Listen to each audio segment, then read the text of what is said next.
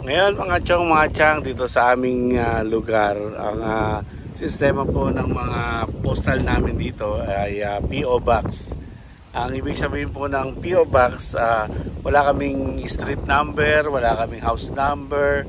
So lahat po ng mail namin ay isang lugar lang po ang pinupuntahan at may isang empleyado na ilalagay sa mga maliliit na box. Papakita ko sa inyo mamaya yung aming mga mail or ang aming mga package.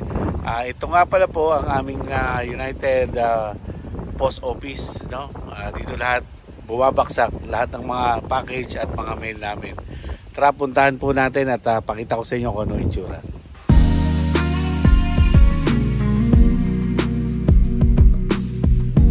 Alright, narito po tayo ngayon sa loob para makuha natin ang ating package o ang ating mga mail.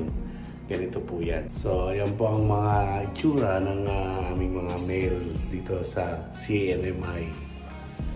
Meron pong susi, ini-issue sila at may number ako.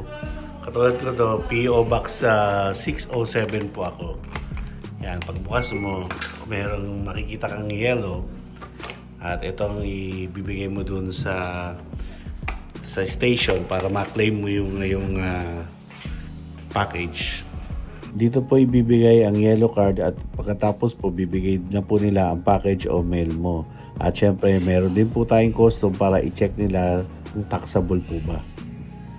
Ngayon po nakuha ko na yung aking package, ang dog food na in-order ko sa internet. At nakalagay na rin sa sasakyan ko. Ganun po ang proseso ng pagtanggap namin ng mail o kaya ng mga package. Sana po may natutunan kayo.